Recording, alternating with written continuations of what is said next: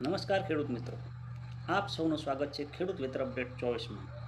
આજે આપણે જાણીશું કે અલ નીનો શું છે, તે કેવી રીતે બને છે અને ગુજરાતના વરસાદ પર તેની શું અસર થઈ શકે છે. સૌ પ્રથમ સમજીએ કે અલ નીનો છે શું. અલ નીનો એ પ્રશાંત મહાસાગરના મધ્ય અને પૂર્વીય ભાગમાં સમુદ્રના પાણીનું તાપમાન સામાન્ય કરતાં વધારે ગરમ થઈ જવાથી કુદરતી હવામાનની ઘટના છે. આ ઘટના સામાન્ય રીતે દર 2 થી 7 વર્ષે જોવા મળે છે.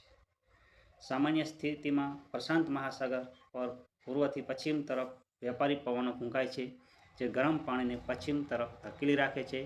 પરંતુ જ્યારે આ પવનો નબળા પડી જાય છે, ત્યારે ગરમ પાણી પૂર્વ તરફ ફેલાય છે. આ જ સ્થિતિને અલ નીનો કહેવામાં આવે છે. હવે પ્રશ્ન એ છે કે તેની ભારત અને ગુજરાત પર શું અસર થાય છે.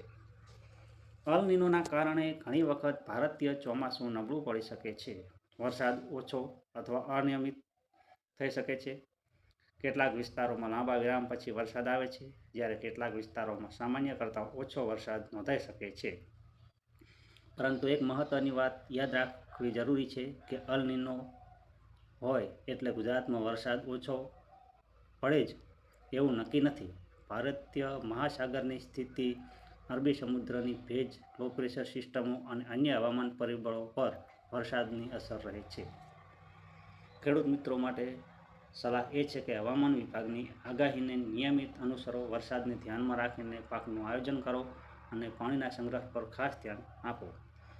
અંતમાં એટલું જ કહીશું કે અલ નીનો એક વૈશ્વિક હવામાન ઘટના છે, પરંતુ તેની અસર દરેક રાજ્ય અને દરેક જિલ્લામાં અલગ હોઈ શકે છે.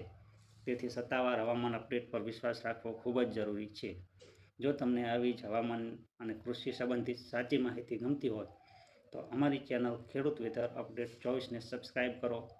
વિડીયો પસંદ આવ્યો હોય તો લાઈક કરો અને તમારા ખેડૂત મિત્રો સાથે જરૂર શેર કરો. ધન્યવાદ.